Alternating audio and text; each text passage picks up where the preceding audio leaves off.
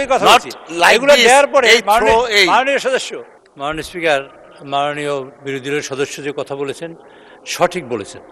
সঠিক মানে আংশিক সঠিক, আংশিক এলোমেলো আছে। আংশিক সঠিক হলো যে প্রশ্ন উত্তর পর্বের এটা একটা প্রিভিলেজ সকল সংসদ সদস্যের। কিন্তু মাননীয় স্পিকার, আপনি জানেন আমাদের মাননীয় বিরোধী দলীয় নেতা তিনি প্রপোজ করেছেন যে আমরা যেন 50 ঘন্টা আলোচনা করি রাষ্ট্রপতির ভাষণ করে। তা এখন আপনি শুনতে পান না, আমার কথা শুনতে পাচ্ছেন নাকি মাননীয়? তো 50 ঘন্টা আলোচনা করলে 50 ঘন্টা আলোচনা করার মধ্যে এ যাবৎ আমাদের সব মিলিয়ে 12 ঘন্টা আলোচনা হয়েছে। কাজে বাকি সময়টা আলোচনা যদি আমরা করতে চাই, মাননীয় সদস্যবৃন্দ আলোচনা করবেন, মাননীয় বিরোধী দলীয় নেতার মূল্যবান বক্তব্য রাখবেন এবং মাননীয় সংসদ নেতা মূল্যবান বক্তব্য রাখবেন এবং অন্যান্য মন্ত্রীবর্গ বক্তব্য রাখবেন। সেই সব মিলিয়ে আমি হিসেব করে দেখি যে কোনোভাবেই আমরা যদি 30 তারিখে সংসদ শেষ করি তাহলে এই সময়ের মধ্যে সময় কভার করা যায় না। সেই কারণেই প্রশ্নোত্তর টেবিল করা হয়। কিন্তু এটা যদি মাননীয় সদস্যবৃন্দ চান যে আর রাত 10টার মধ্যে চলুক, তাহলে আমরা সংসদের এই প্রশ্নোত্তর টেবিল করতে চাই না। আমরা নিজেরাই অ্যাকাউন্টেবল, এটা গভর্নমেন্টের যে অ্যাকাউন্টেবল এবং সেটা আমরা নিশ্চিত করবেন সেটা আমরা চাই, আমরা আন্তরিকভাবেই চাই। কিন্তু এই সমস্যার কারণে আমরা এটা করতে পারছি না বলে আমরা দুঃখিত। যদি বলেন আপনার মাননীয় সদস্যবৃন্দ একমত হয় যে আমরা রাত 10টা পর্যন্ত চালাবো, তাহলে আমরা 2 ঘন্টা সময় পেলে এখানে আমাদের ভাইজান আমার কথা বলার সুযোগ দেন ভাই। আচ্ছা, তো সুতরাং সেটা তখন এটা করা যেতে পারে। Please allow Chief Whip to talk. Please, others member of this house. আচ্ছা, এগুলো allow করেন Chief Whip সাহেবকে। মাননীয় স্পিকার, এই ধান মানতে শিবের গীত মাননীয় সদস্য আর একটা বিষয় উত্থাপন করেছেন। মাননীয় চিফ হুইপ, আমি এখানে খুব বলেছি যে 2-3টা তিমিরের কথা বলা হয়েছে, আর একটা 2টা হাঙ্গারের অর্ডার দিয়েছি, সবাইকে দাওয়াত করেছিলাম। এই বিষয়ে একটা কার্টুনের আকারে কোনো এক ব্যক্তিকে গ্রেপ্তার করা হয়েছে। মাননীয় স্পিকার, আমি জানি এটা উঠতে পারে সংসদে, এই জন্য আমি ফাইল নিয়ে এসেছি, আর এটা আমার টেলিফোন আছে। মাননীয় স্পিকার, আমি অনেকগুলা চিঠি দিয়েছি, জিডি এন্ট্রি করেছি, কোনো ব্যক্তির বিরুদ্ধে নয়। আমি নিজে মানে আমার দলের লোকেরা করেছে জিডি এন্ট্রি প্রত্যেকটা থানায়। জিডি এন্ট্রিটা করা হয়েছে এই জন্য আমি ফাইল নিয়ে এসেছি।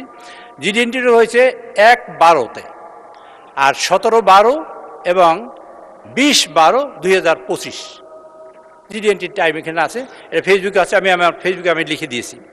এই তারিখে আমার বিরুদ্ধে এবং আমার দলের বিরুদ্ধে, আমাদের নেতাদের বিরুদ্ধে অসংখ্য কুৎসা রটনা হয়েছে, মিথ্যা এবং বিভ্রান্তিমূলক, অসম্মানমূলক, অসৌজন্যমূলক এবং কুরুচিপূর্ণ, এবং অনেক কথা বলা হয়েছে।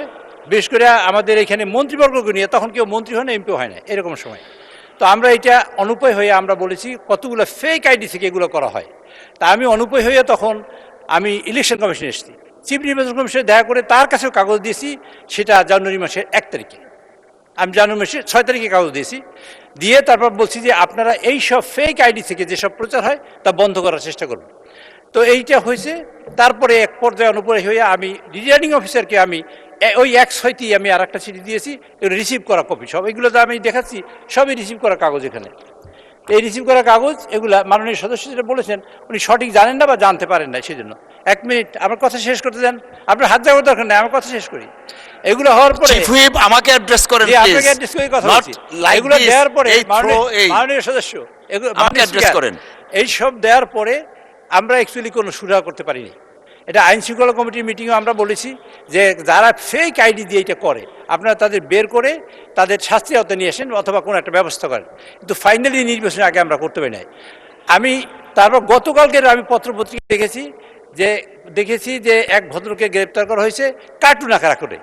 মাননীয় স্পিকার, আমি আপনাকে দ্ব্যর্থহীন ভাষায় এবং পরিষ্কার করে বলতে চাই, কার্টুন আমার ব্যাপারে আঁকার কারণে কেউ যদি গ্রেপ্তার করা হয় তাকে ছেড়ে দেওয়ার জন্য আমি অনুরোধ জানাচ্ছি আপনার মাধ্যমে এই সংসদে। কিন্তু এটা আমি আমার ফেসবুকে লিখে দিয়েছি, আজকে পোস্ট করেছি। কিন্তু ওই ভদ্রলোক এখন পর্যন্ত আমরা জানি না এইসব সাইবার কার্যক্রমের সাথে জড়িত কিনা, এখন তো আমি জানি না, আর কেউ জানতে পারে। সুতরাং ওই ভদ্রলোক যদি সাইবার কার্যক্রমে জড়িত থাকে এবং এই লোকটা সেইটাই যদি ওই লোকই হয় যে লোকটা আমি চিনি এবং সেই লোকটাই যদি এই কার্যক্রমে জড়িত হয়, তা আমি মনে করি আমাদের সকলের স্বার্থে, এই যে বিরোধী দল হোক আর সরকারি দল হোক, যে একজন মানুষের মানহানি করা, একজন মানুষের কুৎসা রটনা করা, কুরুচিপূর্ণ কোনো বক্তব্য রাখা যায় না। তো এর মধ্যে দেখা হয়েছে মাননীয় স্পিকার, একটা সাইবারের ইনফরমেশন কালেকশন করে আমরা দেখেছি বিভিন্ন পদ্ধতিতে। এই কালকে থেকে জানার পর থেকে আমরা কালেকশন করেছি, তাদের দেখেছি এক ভদ্রলোক, এই হাসান নামে তার ভদ্রলোক, তিনি অনেক কিছু কার্যক্রমের সাথে জড়িত, ম্যান পাওয়ারের সাথে জড়িত, মানুষ এক্সপোর্টের সাথে জড়িত, ভাই আমার কথা শেষ করতে দেন কাইন্ডলি। আচ্ছা, এবং ইয়ের সাথে মানি লন্ডারিং সাথে জড়িত এরকম অনেক ইনফরমেশন এখানে আছে, এটাও কতখানি সঠিক তা আমি জানি না। কাজে আমার বক্তব্য হলো, এই ভদ্রলোকই যদি সেই ভদ্রলোক হয় যিনি এই সাইবার কার্যক্রমের সাথে জড়িত, তা আমি মনে করি তার এইটা গভীরভাবে খতিয়ে দেখা উচিত সরকারের, এবং এটা পর্যালোচনা করা উচিত এটা সঠিক কিনা। যদি সঠিক হয় আমি মনে করি সেটা আইনের আওতায় আনা উচিত, যদি সঠিক না হয় তার ব্যাপারে তার ব্যাপারে আমার কোনো অভিযোগ নেই। ধন্যবাদ মাননীয় চিফ হুইপ। মাননীয় স্পিকার, আরেকটু কথা শেষ করতে চাই। ওই ফেক আইডিগুলোর থেকে মাননীয় প্রধানমন্ত্রী মানে সহধর্মিণী, তার কন্যা, মাননীয় চিফ হুইপ, আমাদের তো নামাজের সময় হয়ে গেছে, একটু বসেন। হয়েছে তো, এই সকলের মধ্যে কুরুচিপূর্ণ কথা হয়েছে, যদি ওই লোকটাই সেই লোকটাই হয় তাহলে আমি মনে করি মাননীয় স্পিকার এগুলা গভীরভাবে খতিয়ে দেখা দরকার, সরকারের স্বার্থে, বিরোধী দলের স্বার্থেও, সকলের স্বার্থে এবং দেশের স্বার্থে। ধন্যবাদ মাননীয় ধন্যবাদ মাননীয় চিফ হুইপ।